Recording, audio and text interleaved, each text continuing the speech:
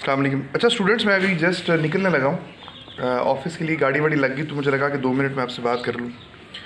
आज मैं काम कर रहा था, रिसर्च कर रहा था अपने स्टूडेंट्स के लिए। ऐसे का टॉपिक जो है वुमेन इन इस्लाम। ये देखने में बड़ा आसान सा टॉपिक है डियर स्टूडेंट्स, लेकिन ये ऐसा होता नहीं है। इसको बहुत सारे जो एस्पायरेंट्स हैं वो लाइटली ले लेते हैं, फिर इसके अंदर फेल होके आ जाते हैं।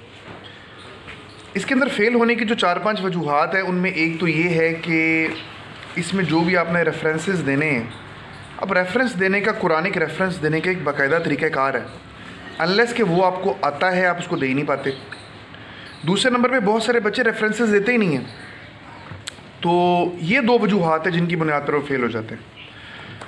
तो इस टॉपिक की तैयारी के लिए मैं आपको बताता हूँ कि इंट्रोडक्टरी पैराग्राफ के बाद आपको दूसरा पैरा जो लिखना होगा वो होगा कि ख़वातीन का, औरतों का क्या स्टेटस था इस्लाम से पहले। अब इसमें खाली बातें नहीं करनी है, आपने खाली पैराग्राफ के बीच में बातें करके नहीं आ जाना कि जी बहुत बुरा था, ज़िंदा गाड़ देते थे। ये नहीं, ये तो बिल्कुल एक आम सा पैरा हो गया ना।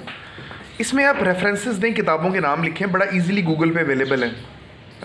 उस दौर के ऊपर जो बुक्स लिखी गई हैं उनके कुछ 4-5 के नाम लिखें और फिर उनको कोट करें कि जी ये किताबें जो हैं ये यूँ कहती हैं। फिर सूरह नहल के अंदर भी ज़िक्र है, सूरह तकवीर के अंदर भी ज़िक्र है औरतों के ज़िंदा गाड़ने का और इस तरह की चीज़ों का।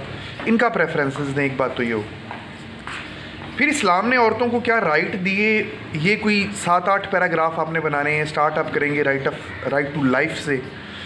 फिर उसके बाद उनको जो एज ह्यूमन बीइंग एक डिग्निटी का एक राइट दिया, राइट और टू रिस्पेक्ट एंड डिग्निटी, उसकी आप बात करेंगे।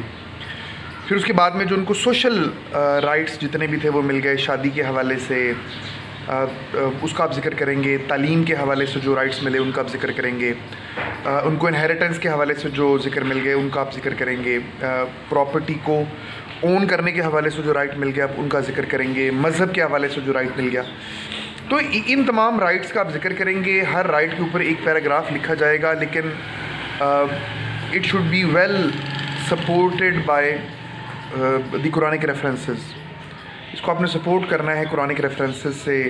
चैप्टर नंबर ये है, वर्स नंबर ये है, इनका आपने बाकायदा इनके रेफरेंसेस देने हैं। फिर आप जिक्र करेंगे कि क्या इस्लामिक जो रियासतें हैं जहाँ जहाँ पे मुसलमान हैं, क्या वहाँ पे ये राइट अवेलेबल हैं। तो एक पैराग्राफ इसके ऊपर आ जाएगा जिसमें आप कहेंगे कि जी नहीं, बदकिस्मती ये है कि अगरचे कि इस्लाम जो है ये बहुत सारे राइट्स देता है, लेकिन ख़वातीन जो है इनको मुस्लिम स्टेट्स में राइट अवेलेबल नहीं है। आप इसमें सऊदी अरेबिया का भी जिक्र कर देंगे, पाकिस्तान का भी जिक्र कर देंगे, और मुसलमान ममालिक में जहाँ जहाँ ये हो रहा है उसका आप जिक्र कर देंगे। अच्छा, इसके बाद आप आगे बढ़ेंगे, इसकी कॉजेज़ क्या हैं, क्यों ऐसा होता है। मल्टीपल कॉजेज़ हैं, आपको भी पता है इस बात का। आप इसमें इस्लाम के नैरेटिव की बात करेंगे कि नैरेटिव जो हमने इस्लाम का उठाया हुआ बड़ा वो एक फंडामेंटलिस्ट किस्म का और एक्सट्रीमिस्ट किस्म का एक नैरेटिव है, उसको उसकी वजह से ये है। फिर दीन को टोटली कलर्जी के हवाले कर दिया गया, आम बंदा दीन से दूर हो गया, उसने दीन की तालीम लेना छोड़ दी, मौलवी साहब जो कहते हैं मान लेते हैं, ये इसकी वजह है। ओवरऑल माशरे के बीच में पाई जाने वाली इलिटरेसी वजह है। कहीं कस्टम एंड ट्रेडिशंस इसकी वजह बन जाती हैं, कहीं इकनॉमिक कंस्ट्रेंट्स इसकी वजह बन जाती हैं, कहीं ओवर पॉपुलेशन इसकी वजह बन जाती है, कहीं लैक ऑफ अपॉर्चुनिटीज़ इसकी वजह बन जाती है। तो ये तमाम की तमाम चीज़ें इसकी वजह। फिर आप रिकमेंडेशंस पे आ जाएंगे कि किस तरीके से हम औरतों को दोबारा एम्पावर कर सकते हैं। उसमें अगर मजहबी हवाले से मैं बात करूँ, बाकी तो रिकमेंडेशंस आपको पता ही हैं।